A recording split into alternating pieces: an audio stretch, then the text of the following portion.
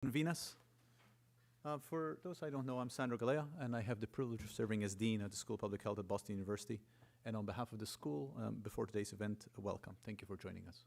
Before we begin, a quick thank you to the members of our community who make today possible, particularly Meredith Brown and the team. Thank you. Last month, we hosted a symposium on how systemic racism undermines public health. It was an excellent symposium. It was part of our engagement with the series of commemorations that have become called for 100 Years of Inequality, national movement marking the anniversary of slavery in America. Today's event, in many ways, continues this engagement as part of that series. Reparations is a complex and controversial topic in the public conversation, and that is exactly why we're discussing it. From our perspective, it's important to public health that we find the tough solutions to challenges that are important to the health of the public. Honestly facing our history can help create a healthier world in the here and now. Leading the conversation is Professor William Sandy Darity.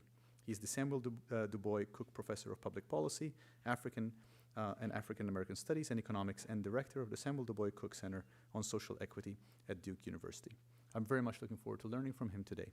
Here to introduce Professor Darity and to tell us about the day is our Assistant Dean of Diversity and Inclusion, Professor Yvette Cozier. Yvette.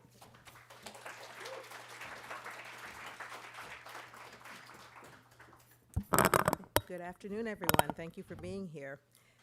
Today we are joined by a noted scholar in the area of Black reparations, Dr. William A. Darity, Jr. Dr. Darity is the Samuel Du Bois Cook Professor of Public Policy, African and African American Studies and Economics, and the Director of the Samuel Du Bois Cook Center on Social Equity at Duke University. Dr. Darity's research focuses on inequality by race, class and ethnicity, stratification economics, schooling and the racial achievement gap, the economics of reparations, the history of economics, and the social psychological effects of exposure to unemployment. He is the co-author of the forthcoming book, From Here to Equality, Reparations for Black Americans in the 21st Century, and he lives with his family in Durham, North Carolina, where he plays harmonica in a local blues band. I think it's awesome, and occasionally coaches youth sports, and especially enjoys reading science fiction and speculative fiction. Thank you, Dr. Darity, for being here today. But before we bring him to the stage, I'd like to also introduce our moderator for this afternoon, Dean Harold Cox. He is the Associate Dean for Public Health Practice and the Associate Professor for Community Health Sciences at Boston University School of Public Health.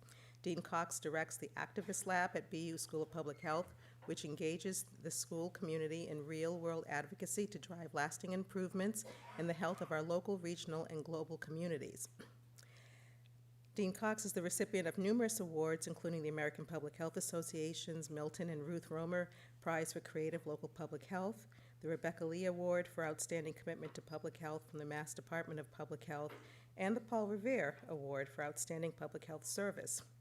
In the spring of 2018, Boston Mayor Marty Walsh declared April 12th Harold Cox Day in the city of Boston in recognition of Dean Cox's contributions to public health in Greater Boston. So at this time, I'd like to bring Professor Darity to the podium.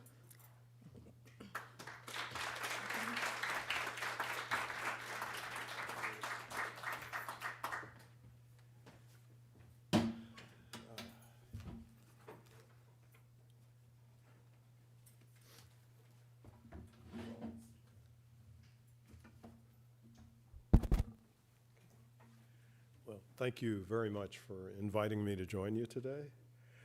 I'd like to begin my conversation with you about reparations with a definition. Reparations is restitution for a grievous injustice, for atrocities visited upon a victimized community. In general, reparations should accomplish three objectives. These objectives are classified under the acronym ARC, A-R-C. First, acknowledgement. Second, redress. And third, closure. Acknowledgement is the recognition on the part of the culpable party that they have committed such a grievous injustice, and simultaneously, the recognition that the culpable party has benefited from the execution of these atrocities. Redress is restitution, which is central to any reparations program. And finally, closure means that the victimized community and the culpable party come to an agreement that the debt has been paid. I want to be clear, though. Payment of the debt does not necessarily mean forgetting the conditions that led to the necessity of the payment of the debt. And in fact, one of the themes of much of the work that I've been doing on the design of a reparations program is that an important aspect of the reparations program must be the work of maintaining memory and creating an accurate memory of what took place that prompted the creation of the reparations program. So now I want to talk specifically about reparations for Black Americans. And here I want it to be clear that there is a particular community of Black Americans who are the relevant targets for a reparations program. And these are Black descendants of American slavery.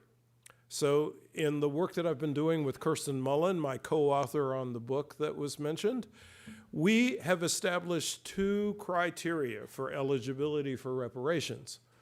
The first criteria is an individual must demonstrate that they have at least one ancestor who was enslaved in the United States. The second criteria is an individual must demonstrate that for at least 10 years before the adoption of a reparations program or the adoption of a study commission for the purposes of exploring a reparations program, they self-reported their race as Black, Negro, or African American. So it's those two criteria in conjunction that must be used for identifying who the eligible recipients are. This is the community of Americans who specifically have had to carry the burden of the failure to provide restitution to the formerly enslaved at the end of the Civil War. That is to say, this is the community of Americans whose ancestors were denied the promised 40 acres and a mule at the close of the Civil War. This in turn led to a constituent process where across generations, wealth denial and wealth deprivation continued to the point that I'm going to describe the magnitude of the existing racial wealth gap in a moment or two. But let me say this, the deprivation of the 40 acres was essentially a consolidation of the failure to provide the formerly enslaved with full citizenship. So I will argue that the citizenship claim that is being made by Black descendants of American slavery is one that can only be fulfilled adequately with the adoption of a reparations program. Therefore, reparations is a precondition for full citizenship for Black Americans. Now, what are the array of atrocities that are relevant, or what is the array of atrocities? I get my tenses mixed up here. What is the array of atrocities that's relevant to the case for reparations? Well, let me start by saying that it's a misnomer to refer to slavery reparations. Slavery is certainly an important dimension of the case for reparations. Slavery is the crucible that created America's version of white supremacy, but it is not the only reason for reparations.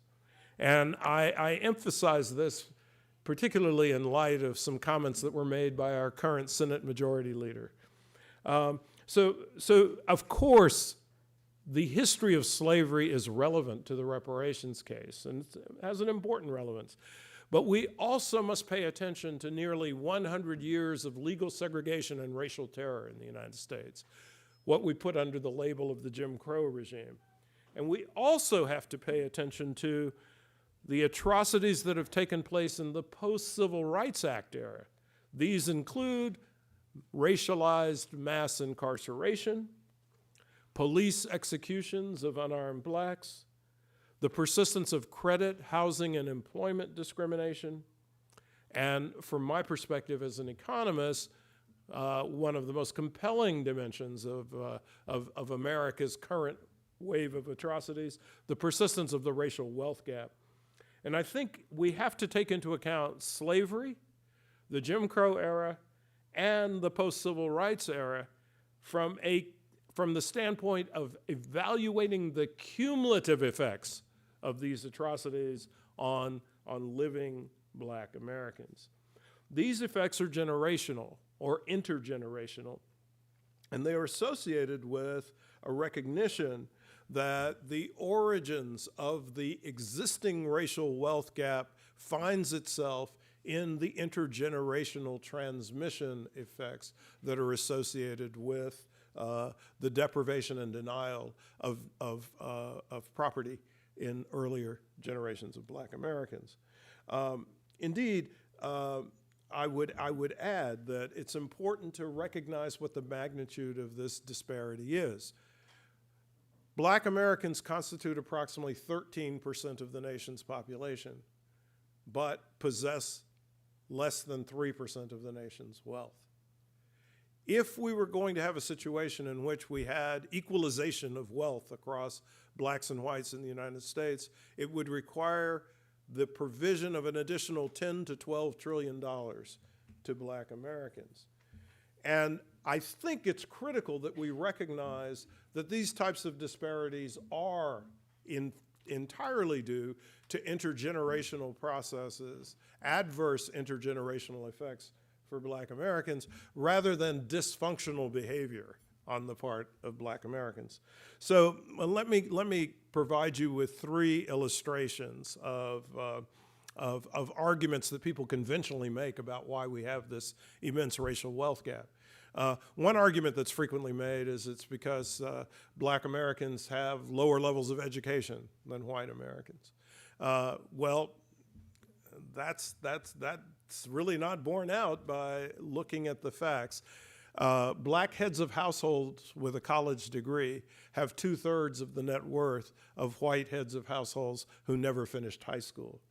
Another argument that's frequently made is that it's attributable to the excessive presence of female-headed families in the Black community. But white single-parent families have more than 2 times the net worth of Black 2-parent families. And then another argument that's made is that Black Americans are too profligate, that they don't engage in sufficient amount of savings, and so as a consequence that we have this immense racial wealth gap. But if you take into account household income, it turns out that Black and white households with similar levels of income, it's white households that actually spend 1.3 times as much as Black households. And the major reason for that, I would argue once again, is the disproportionate advantage in wealth that is possessed by white households.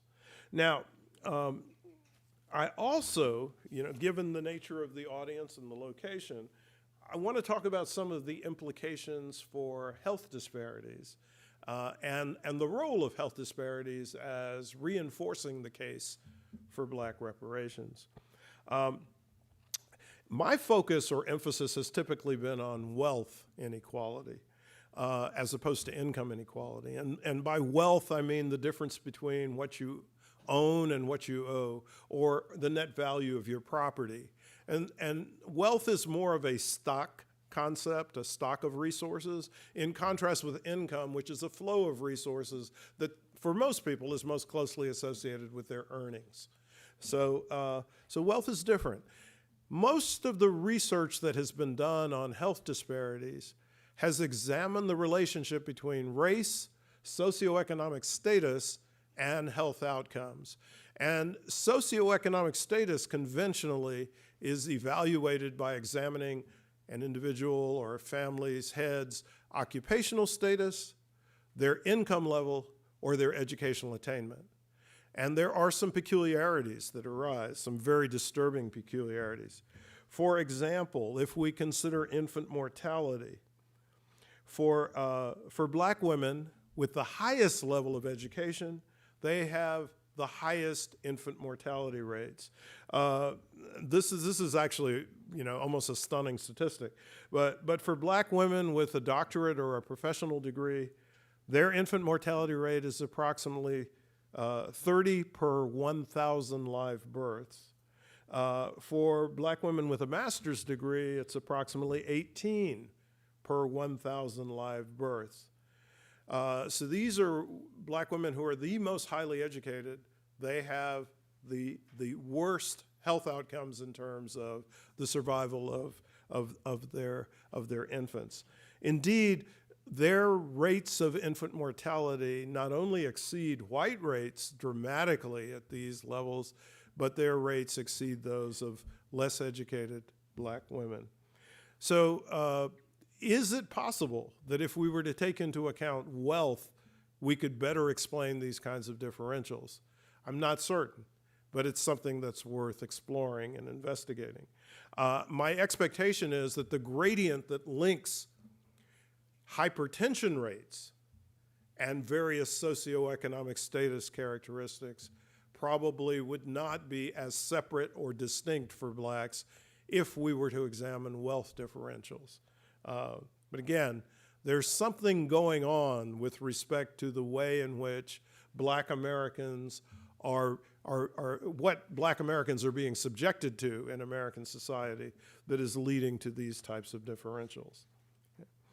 So I'm going to start the case for black reparations by saying that a central objective of a reparations program for black America must be closing the racial wealth gap. This must be a priority. Now, I've mentioned the importance of memory work, but memory work would also have to be a consideration, but it's a secondary consideration. Okay? So, what are the precedents for a reparations program of this type? Let me mention 4. The first is the German reparations that were paid to Holocaust victims. The second are the payments that were made to Japanese Americans who were unjustly incarcerated during World War II. A third instance are the payments that were made to families who lost loved ones during the 9/11 attacks. And the final example that I want to mention here are the families who lost their children in the gun assault that took place at Sandy Hook Elementary School in Connecticut.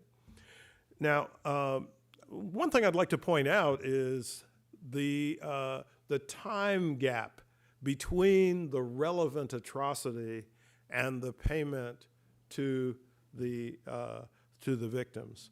So in the case of German reparations to Holocaust victims, the legislation enacting that program of reparations took place approximately 8 years after the end of World War II. The Japanese American reparations took a longer span of time, but essentially 43 years after the incarceration. The 9/11 payments took place in less than a year after the assaults on the Twin Towers, and the Sandy Hook payments also took place in less than a year after the assault that was made on the school. In all of these cases, 3 of them with the use of government monies. The German case, German government monies. The Japanese American case, and the 9/11 instance, American government monies. In all of these cases, direct payments were made to eligible recipients. Okay? In the Sandy Hook case, there were 2 separate funds. There was a charitable fund where payments were made to the families, and there was another fund that was federal money that was used for other purposes that were supposed to support the community where the attack had taken place.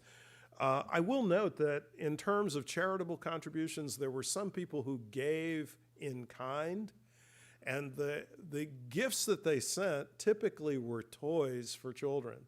which was absolutely the most inappropriate thing one could send under those circumstances, and reinforces the belief that has been generated from these other examples that a critical and substantive dimension of any reparations program must be direct payments to the individuals who are the victimized community.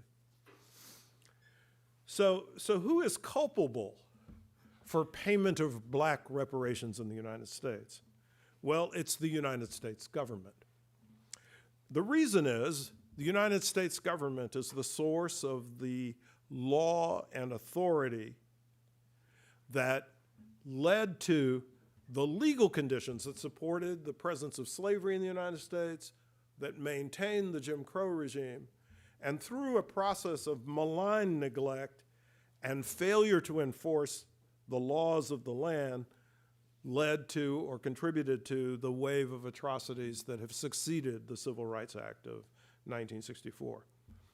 I want to emphasize then that the focus in my remarks is not on a matter of individual or personal guilt. It is on the matter of national responsibility. Okay? So what form should reparations take? Well, as I suggested from the precedents that I mentioned, it is important that direct payments be made to the victims who are eligible recipients of the funds. I'm open-minded about having multiple uses of a fund for reparations. In some of the earlier work that I've done with Dania Frank, we refer to a portfolio of reparations. But again, for both substantive and symbolic reasons, a central component of a reparations program must be payments that are made to the individuals who form the community that has been subjected to the grievous injustice.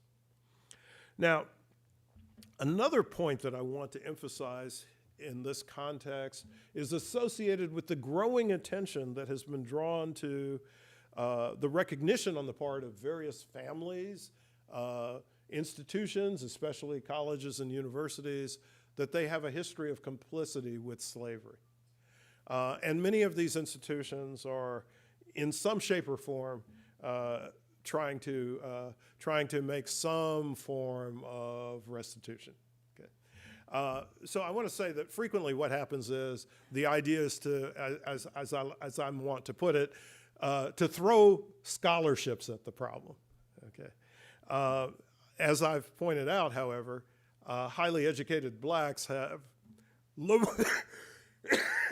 excuse me, have lower levels of wealth than poorly educated whites. So education is not going to turn the trick in terms of eliminating the racial wealth gap. So, as I also said, this is a matter of national responsibility, not personal or individual guilt.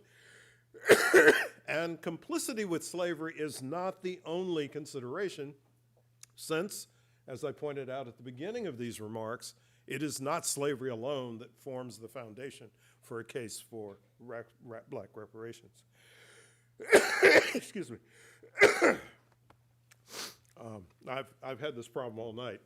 So, let me take a sip, and maybe that'll help. Okay.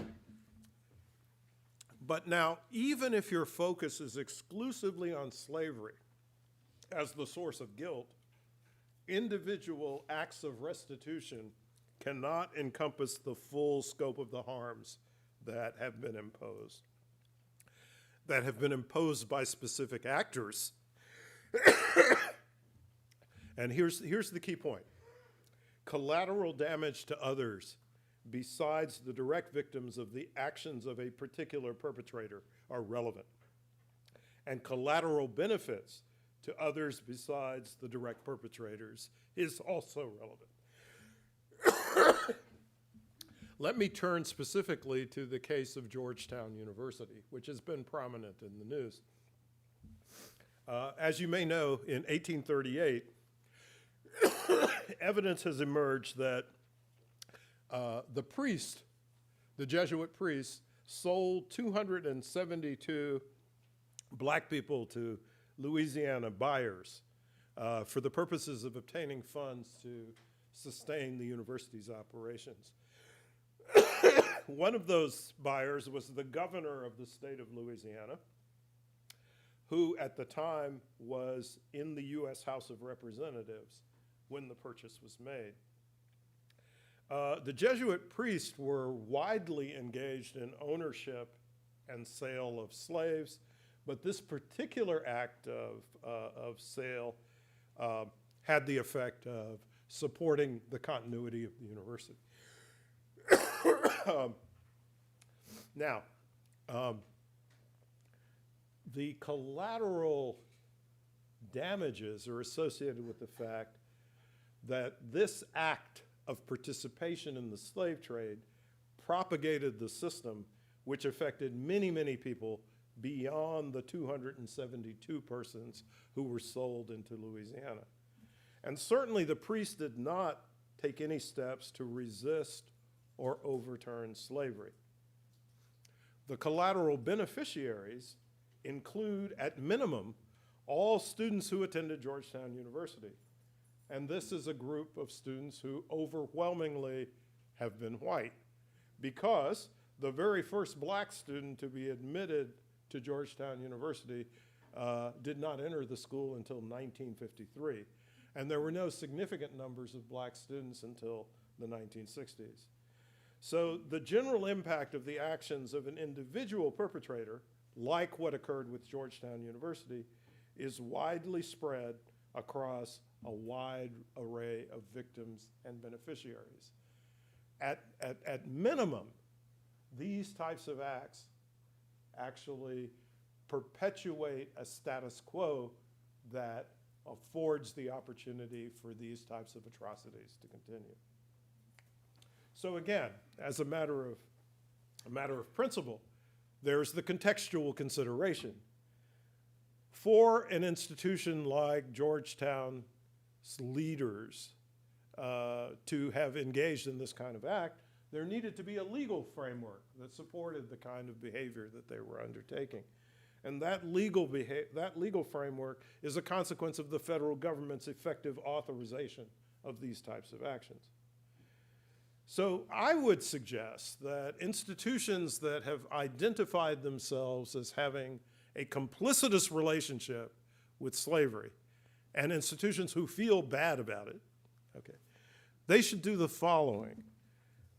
They should form a collaboration to petition and pressure Congress to enact a comprehensive national program of reparations. I think this is far more significant than token gestures like providing additional scholarships or saying we're going to put money into communities where the descendants of folks who we enslaved are currently living. Let's build the full-scale reparations program, and those institutions should engage in that act. So I haven't talked very long, but I'm basically at the end of the core remarks that I want to make today. And then I think we're going to have a full conversation between us. But I mentioned at the beginning that the three primary objectives of a reparations program must be acknowledgement, redress, and closure. And I pointed out that this constitutes the acronym ARC. And you probably are familiar with a quotation that's frequently attributed to Martin Luther King Jr., although I don't think he was the first source of the quotation, where the statement is made, the arc of the moral universe bends long, but it bends toward justice. I think I probably didn't word it exactly right, but I want to argue that the arc of the moral universe must be pushed toward justice. And the push towards justice in the context of the United States must constitute the development and enactment of a national program of reparations that is comprehensive in character. I would add, there are people who run around with these red hats on their heads, and that have the initials MAGA on them. So America's failure to provide full citizenship for Black Americans is a failure to constitute this nation as a true democracy. And insofar as that is the case, black reparations are also a prerequisite for making America great for the first time.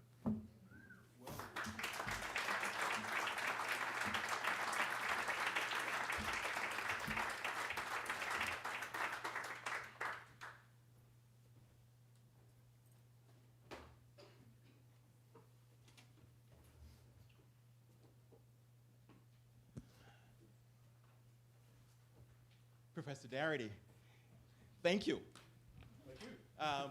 Quite interesting opening words for us. And there's several points that I think you've given to us. And I should tell you that what we want to do now is to have a conversation with all of you. So start thinking about, what do you think? How does this impact you? What are the questions that you think that we should be asking? What are the questions that you think have not been asked? What's your feeling about this? And I really want to come back to you in a moment and hear some of the things that you're saying. But I take several points away from the things that you've said. One is that as we think about reparations, that it's not only about slavery alone, that there are other components of this, the Jim Crow laws, other kinds of ways that blacks have been impacted. Secondly, that if you have reparations, that it's not enough just to say, I'm sorry, but that it involves some kind of payment. Thirdly, is that as we think about who's responsible, you've identified that it's the government that is culpable, and it's the government that's responsible. And fourthly, you said, if you feel bad about it, then join the conversation in a significant way, as opposed to some nice do-gooder kinds of activities. So I guess my question to you— You gave my whole speech. Was that the whole speech? I just want you to know I was listening. So quickly. I was listening to what you were saying. So why now? Why are we beginning to have this conversation now? Is this new, or what's happening at this particular time? So can I give a somewhat Please. full answer? I'll Yeah. try anyway. So there's a long history of— I want to pull the microphone a Sorry. little closer to you. There's a long history of conversation about reparations in the black community. But I would argue that we have not had a conversation that has involved national political figures of this magnitude since the Reconstruction era. Now, why that's the case, I'll try to stumble into that in a Sure. moment, because I don't have a good answer. But Especially, I want to know why our politicians suddenly have decided this is an important thing for them to be talking about. well, I doubt if they decided it was important for them to talk about. I think they've been pushed into having to consider it. Sure. But there's been a long tradition of thinking about reparations in the black community. A second case would be the movement that was developed by Callie House, that's described in a superb book by Mary Frances Berry called My Face is Black is True. And Callie House was a woman who took in laundry in Tennessee to make a living. She was never particularly affluent, but somehow she managed to develop a movement that was based upon the idea of the provision of pensions to the formerly enslaved, and assembled a petition that included 300,000 signatures. So the way in which that was sabotaged was by accusing her of mail fraud and then convicting her of mail fraud, which is exactly the same thing that was done to Marcus Garvey subsequently. Okay, and it's the Garvey movement that succeeds the House effort in trying to continue to produce a reparations program. Then we have Queen Mother Audley Moore leading an effort that involved a document that was given to the United Nations in hopes that there would be some type of response there. And then there are organizations like INCOBRA, the National Coalition on reparations for Black Americans. There are organizations like Cobra that came into being after Queen Audley Moore's efforts that have tried to sustain the reparations effort. I think perhaps the most significant accomplishment of Cobra was their collaboration with the late Congressman John Conyers to introduce and develop House Resolution 40. Unfortunately, not much happened after that. And House Resolution 40 has not been modified, revised, or amended in any significant way since it was first written in 1989, and it does merit revision. But then there was a surge of interest in reparations on college campuses toward the end of the 1990s. And it was such a significant surge in interest that that this guy Horowitz put an advertisement into campus newspapers saying why reparations, Black reparations, was such a bad idea. And he had 10 points that he enumerated in that advertisement. But that activity was stymied by the events of 9/11.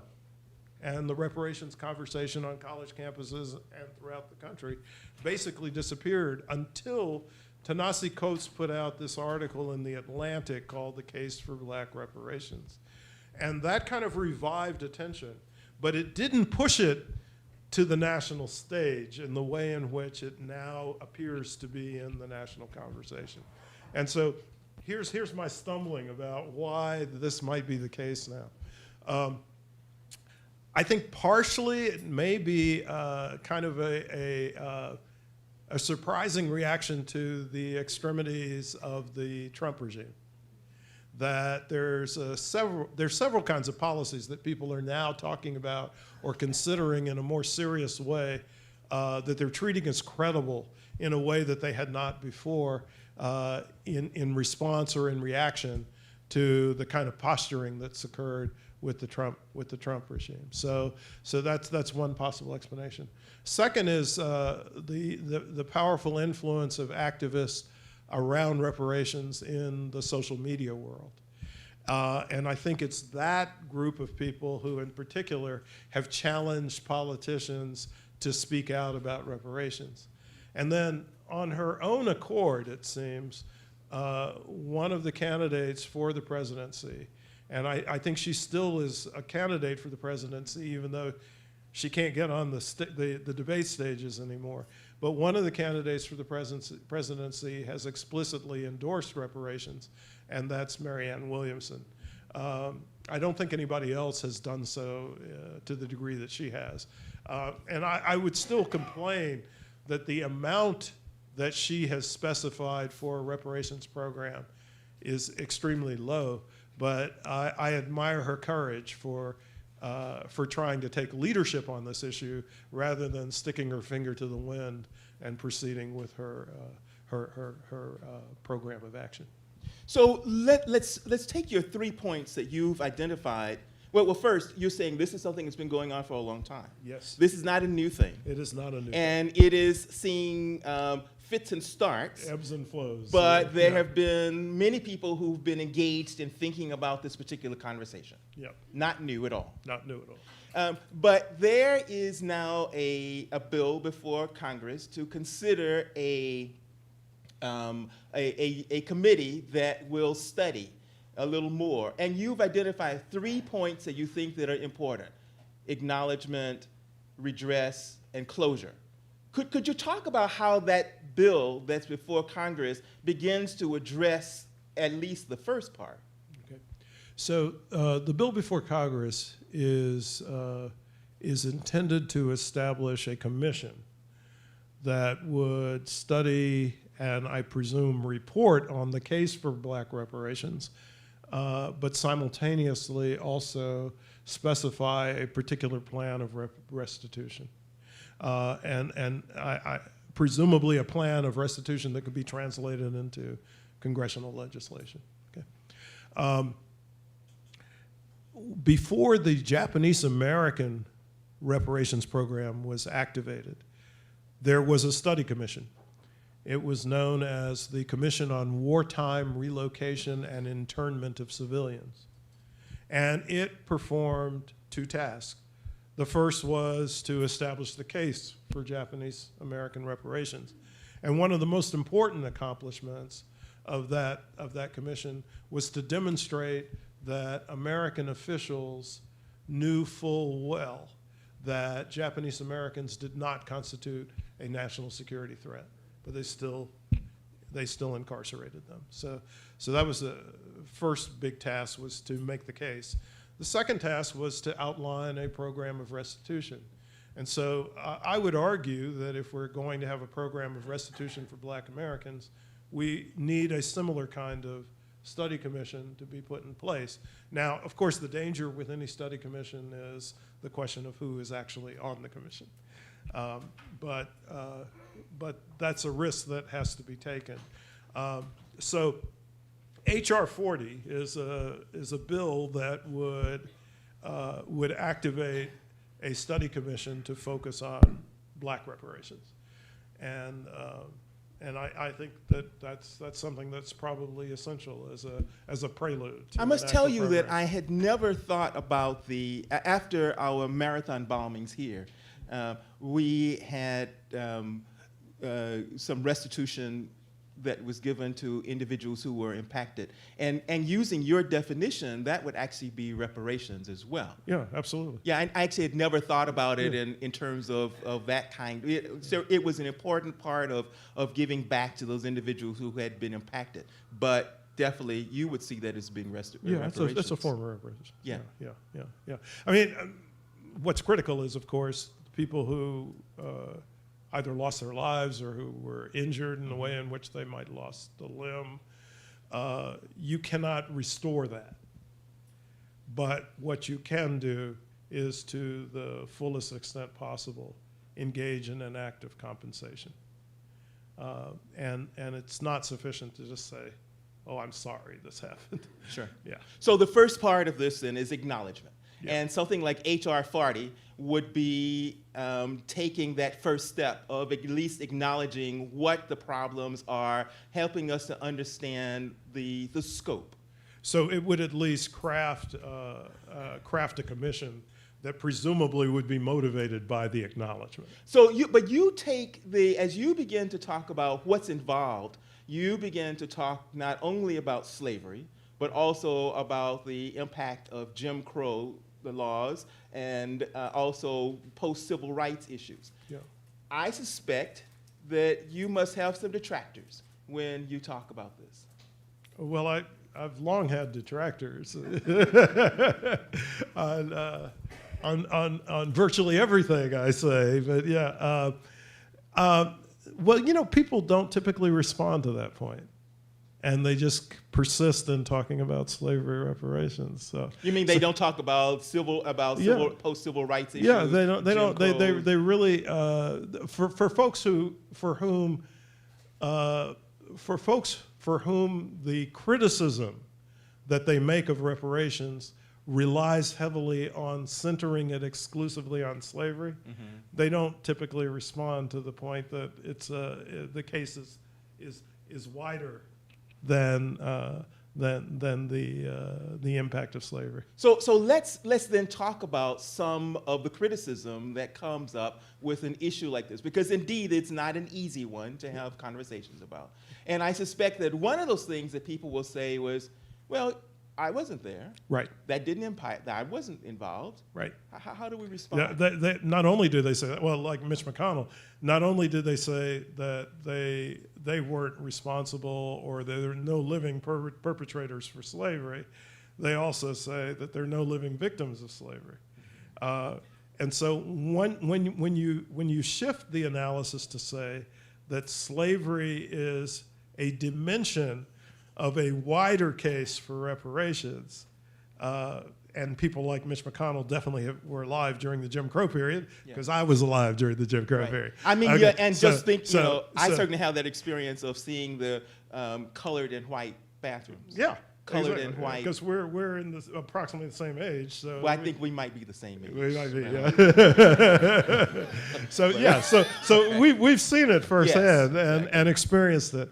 And so when you move the argument to acknowledge that it's part of the story must be the impact of Jim Crow, or events or atrocities that have occurred since the Civil Rights Act, then it's much harder to say that there's no living victims and there's no living perpetrators. But again, I'm not concerned about individuals as perpetrators. I'm concerned about the role of the federal government as the central entity of perpetration. And so this idea then of it's not about an individual, but that the government, that the activities that the government actually took. But then there's also... Or the lack of action.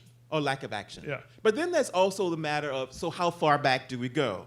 Because indeed, as we think about when the country first came into place, as opposed to when slaves first came to this country, I suspect that would be an important question of, so can the government be considered the... So I personally, I don't think 1619 is the touchstone for this issue. Mm-hmm. I think it has to be 1776. About when the government came into place. When the government came into existence. Yeah. And we have a sufficient number of atrocities since then that even if we don't pay attention to 1619 to 1775, we've got a lot to talk about. Right, 1619 becomes kind of an excuse then of let's actually try to go back that far. Yeah. So now we've got this idea of let's have a conversation about it.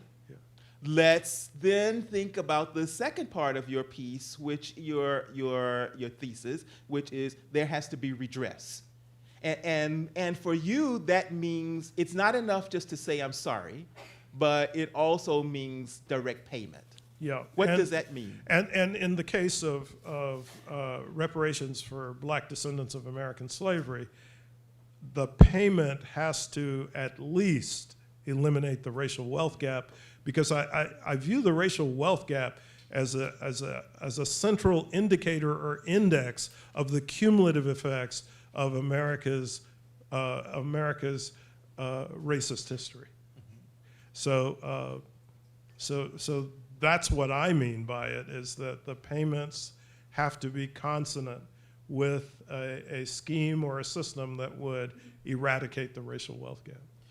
13% of the population, 3% of the wealth. Yes, so we should move it at least to a situation in which that 13% of the population has 13% of the nation's And wealth. so as you then begin to think then about what the redress is, again, the conversation becomes that much more complicated of people saying, where is that going to come from? Why should we do that?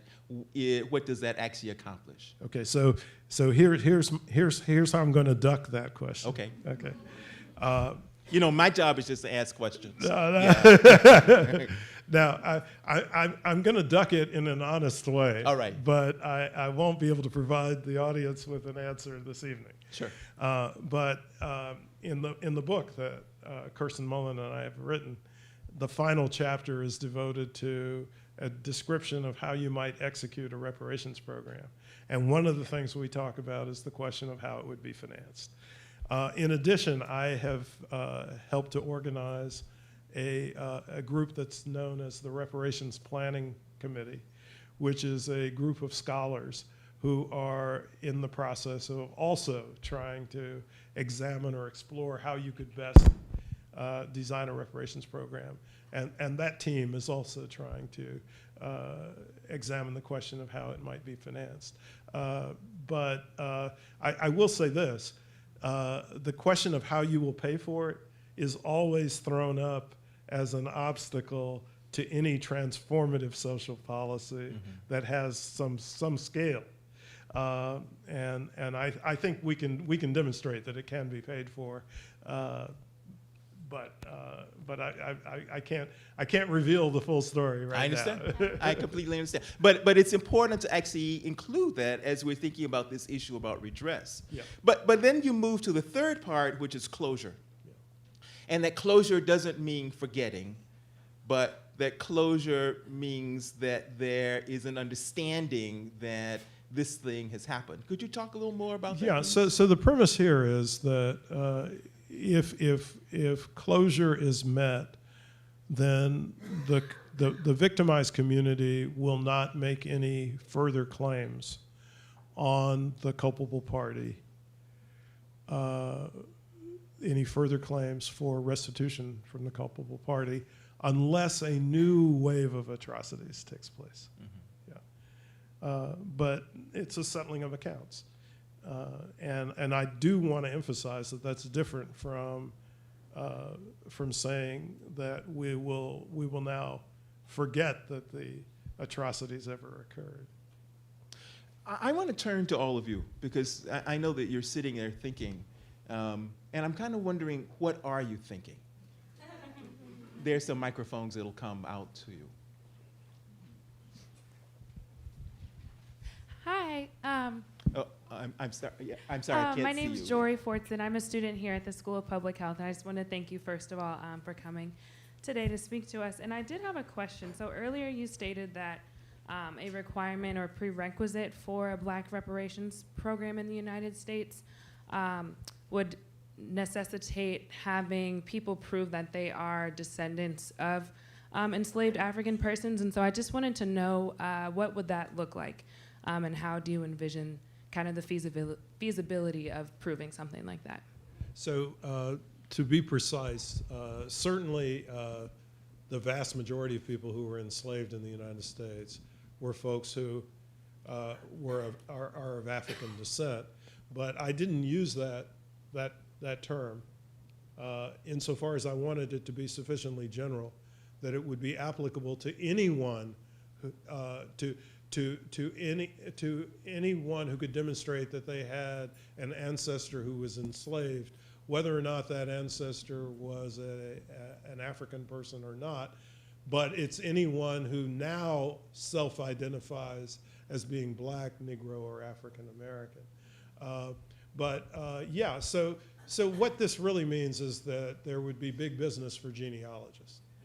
And we actually have a discussion in our book about how you could incorporate that genealogical mission into a reparations program so that it would not be something that would be an expense borne by the individuals who are trying to establish that they're eligible for reparations.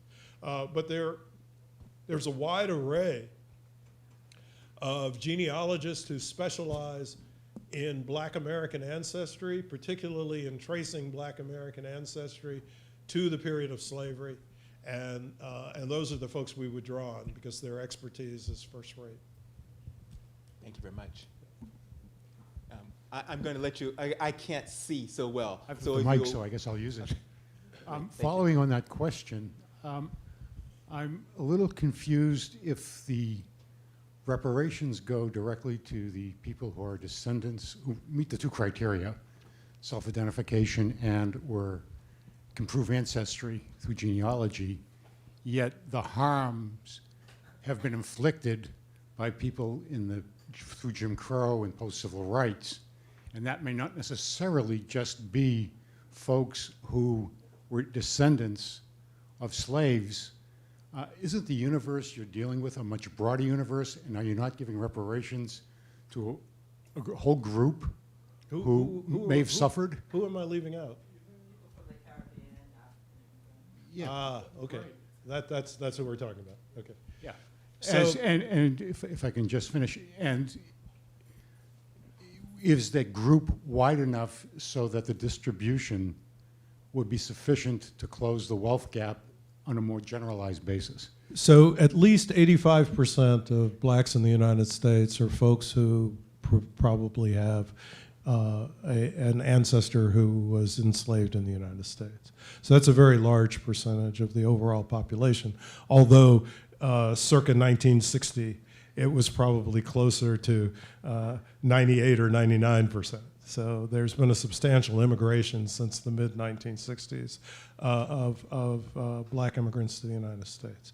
So let me say this first, that one of the anchor points for the question of who should be the recipients of reparations is the denial of the 40 acres to the formerly enslaved. And so it's their descendants who are the relevant recipients of reparations from the United States government.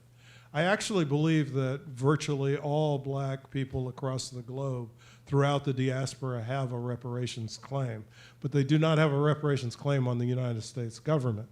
Maybe the only exception are Ethiopians because they were never colonized. If you're of Haitian ancestry, my view is you have a ferocious claim on the French government, and in fact, Haiti was actually forced to pay reparations to France, which is unconscionable. Okay, if you're from Jamaica, then I think you have a ferocious claim on the United Kingdom, and if you're from Rwanda or Burundi, you have a ferocious claim on Belgium. In fact, we could argue that the genocides that occurred there were a consequence of Belgian colonial policy. So that's my point of view. I think it's very difficult to justify paying reparations to immigrant communities who more or less came to the United States on a voluntary basis, as opposed to a population that was imported forcibly. And so those are some of the ways in which I think it's important to make that distinction. Now, I'm very open-minded about people developing a case for groups that are not included in the particular kind of black reparations plan I have in mind. I welcome people to develop alternative cases, but it's not the case that I've been working on. Thank you very much. I see more hands. Yeah. Great. Dr. Darity, thank you. I guess my question is really a question back to the naysayers and those who really, I guess, try to poke the hole in the old reparations movement and argument, is what complicity does the government have, if any, for the enslavement of an entire group of people? What complicity, what responsibility should any organized body have for laws on the books that restrict human progress? Full complicity. Full complicity. Yeah, full complicity. And so my question then to the to naysayers or to everyone, if there is a precedent that has been clearly established for righting wrongs and repairing damage, why then, when we get to the conversation of those, the only non-immigrant group in the civilized world, if I'm not mistaken, is the Native Americans. That's a whole nother two-day conversation. No, that's right. But when we get to that conversation, why do we have such cognitive dissonance? And why do we automatically start to assume that other things exist when you have a clear precedent of the contrary?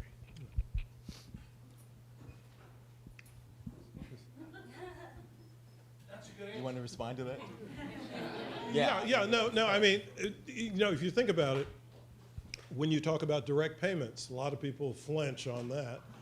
But if we think about virtually every other significant case of reparations, direct payments are made. So somehow when we start talking about black Americans, there's some kind of different standard that's supposed to be applied.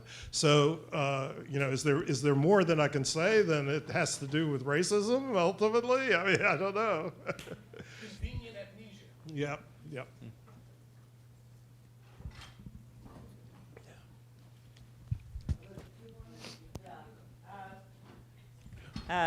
You have a question too? Okay. Well, good evening, and I want to thank BU for hosting this conversation because it's really relevant to public health.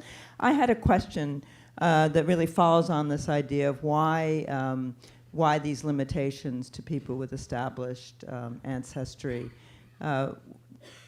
Because I wonder what the point is for including the long tail of racially based terror and oppression following the end of the Civil War.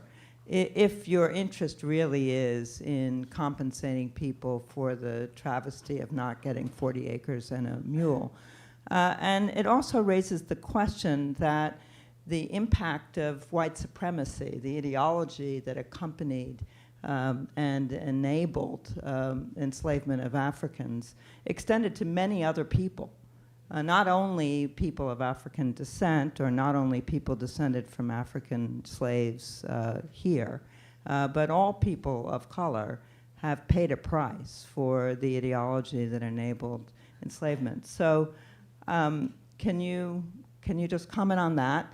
And then my next question is, if you're interested in more recent history, why not unbundle it and say the problem of redlining, for example, for which there is, which is an important source of the wealth gap, depriving Black communities of access to home ownership, and also one that's closer to living memory in terms of immediate descendants among us. Yeah, so I hope I can get to all of this. The issue of redlining is part of the unbundling in our book. It's also part of the unbundling in several papers that I've written on this subject. Yeah. So there are two different issues from my perspective. One is the phenomenon of denial of wealth, and then the other is deprivation of wealth. And by denial, the first significant case in the aftermath of the Civil War is the failure to provide the promised 40 acres and mule. But deprivation is associated with things like, specifically with respect to housing, things like restrictive covenants, succeeded by redlining practices, succeeded in turn by ongoing or sustained credit discrimination in the market for housing. So that's all part of the story. I concentrate most of those actions in the Jim Crow period.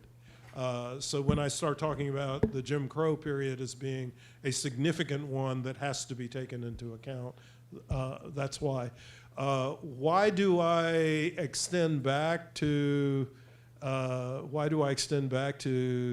the slavery period? Or? Maybe I'm not articulating it well, but why, if you want to say that it's a whole history that followed, not just the slavery period and ending with emancipation. Okay. Yeah. No, and why not I talk agree. about the harms of white supremacy? Yeah. And then why then would it be limited only to people who can prove they were? So let me say that the analysis that I have in mind does extend into the 20th century, particularly because another facet of deprivation of wealth is associated with the wave of white massacres that took place, where not only were Black lives lost, but there was either appropriation or destruction of Black-owned property. And so I think that has to be on the list. Now, why is that not something that's pertinent to more recent immigrants? Well, first of all, there weren't very many more recent immigrants before the Jim Crow period ended. And those who were here were concentrated primarily in New York City and Miami, Florida. Because it's 98 to 99% of the U.S. population up until the 1960s was folks who do have ancestors in the United States. So exposure to Jim Crow very narrowly occurred for folks who were in quotes voluntary immigrants to the United States. I don't want to get into a debate, but my argument could hold even for the Japanese, for example, that without the enshrinement of white supremacy, the Japanese might not have suffered the fate that they did. Oh, agreed, but they in fact did receive some form of restitution. Yeah. We could argue about whether it was enough, but yeah. But this goes back to my point that there probably are there's a plethora of groups that probably have a case. It's just not the case I'm working on. And I invite anybody to build the case for other groups. Yeah. Sure. So there's this question about how many and whom should be involved. There was a question right here. Yes. Yeah. Good evening. My name is Magda Matake, and I lead the Roma program at the Harvard FXB Center. I'm also a descendant of Romani slaves in Romania. So oftentimes when we talk about reparations, we refer to state-sponsored injustices. And looking back at your presentations, and especially the examples of reparations that you provided, I think that you expand the definition not only to state-sponsored injustices, but more so to terrorist attacks and so on. So I wonder what's the added value. But the terrorist attacks are sanctioned by the state. The state doesn't intervene. The state allows it to happen. If we think about the case of Ocoee, Florida, actually Congress ultimately approved of what had happened in Ocoee, Florida. So the state, the federal government or the governmental entity is ultimately the entity that's responsible for these kinds of events. But where is your question so going? my question is, why would you expand the war? What is the added value of adding 9/11 or the Boston Marathon or these events as part of the reparations framework? And I'm not arguing that that doesn't need redress, but I see a difference between injustices that are collective and that are sponsored or that are pushed by governments, and injustices that happen perhaps in a way or indirectly with support of the government, but not directly sponsored. So I agree with you that the sources of the injustice are different in the various examples I provided. But I do find it somewhat interesting that the United States government did choose to provide reparations in the 9/11 case for an assault that the United States government was not responsible for. So from my perspective, that reinforces the justification for reparations for Black Americans, because the injustices there clearly are a consequence of the United States government's behavior. Dr. Belanoff. No, I think you need the microphone. Yeah. Thank you. You're very There kind. you go. Thank you for this. So I'm not going to stand up because that would be a whole ordeal. So on the topic of closure, so we know that historically in the United States, every time that there's a massive wave and effort toward equity for people of color, there's usually a blowback from white people. You know, after the civil rights movement, there was the war on drugs. After Obama was elected, now we've got the red hats, and it goes, you know, certainly the wave of terror post-Reconstruction and all Although that. Obama's election didn't really do much for Black people anyway. But one could certainly argue. So my question is that should there, baked into the idea of closure, be a sort of massive preemptive, preventative re-education, if you will, of the American public around why this is okay? Because you can better believe that the people with the red hats and beyond will say, you know, all of the arguments that we've heard. So what do you think of that? Yeah, no, I agree. I think it's vital. I think that what's happened thus far is our narratives about Reconstruction and the Civil War in particular have been captured by the United Daughters of the Confederacy for many, many years, to a point that we don't even realize that those narratives have been captured in that way. So it's essential that we alter the way in which we teach American history. And I think that that's a vital aspect of a reparations program. So the important part here is your first portion of thinking about acknowledgement. Certainly how we teach, what we teach, who we're teaching becomes important. Yeah. Sir. Yes, thank you for the presentation. You began with an argument about the cost of discrimination and in terms of health disparities and the wealth gap. But these things also have costs to us as a society. So the argument is if people of color are experiencing these disparities, there's a social cost.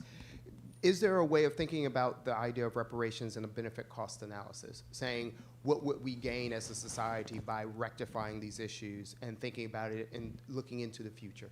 So there's a study from the McKinsey Group that claims that if we eliminated the racial wealth gap, it would provide a major stimulus for the U.S. economy as a whole. I have not been able to find details on the underlying model that they use for that claim, but it would obviate our view that there might be some sort of zero-sum game in process here as a consequence of the provision of reparations. But I don't want to hang my hat on that because I don't know that the evidence is compelling. And I think that this is primarily a moral claim, not necessarily a claim that there would inevitably be some universal benefit for all Americans. What I can say is we can minimize the penalty in terms of lost income or lost wealth to the rest of America in terms of the plan that we have in mind in our book. But I don't want to jump to the stage of saying I'm really confident that there would be kind of this grand multiplier effect for all Americans. But And our last question right here.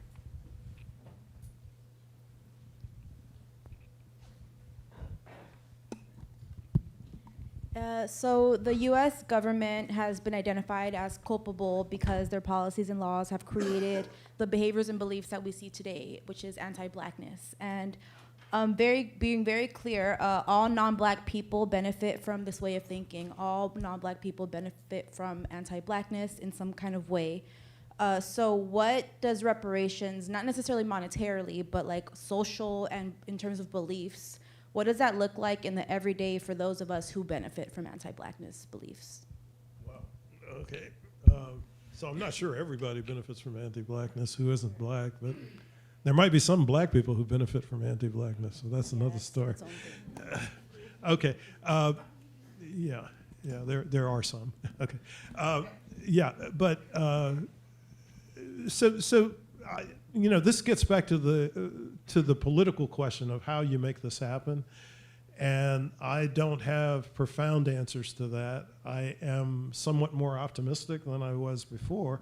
I mean, we've really been waiting 154 years for black reparations, but I'm a bit more optimistic because of the timbre of the conversation now.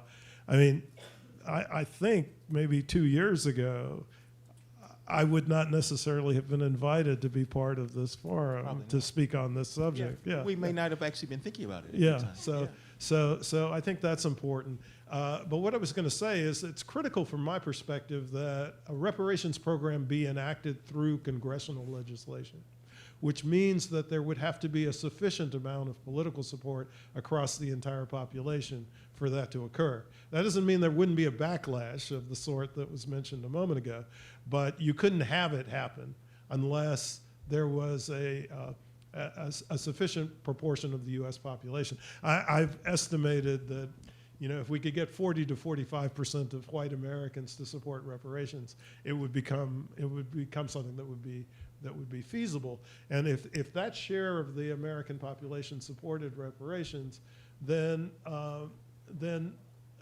there would have to be some sort of a shift away from raw anti-blackness in some significant way. And so my answer to your question is that the way in which this has to be done must also address the scope of anti-blackness. I said we might not have had that conversation with you. That's probably not true. We probably would have. And I give a lot of kudos to our dean, Dean Galea, who has encouraged us to have these kinds of conversations. Just immediately after Dean Galea came, we were having some conversations about the impact of Ferguson, and which was kind of unusual to have a conversation like that in a public health school. So indeed, we may have actually been having that. I think we've got a lot of people who are thinking forwardly and who are asking the kinds of questions that our last speaker asked. I want you to know that your book is for sale, because even though it's not out, Amazon has allowed me to pay for it already. So I have it on order. I want to thank you very much for joining us for our conversation today.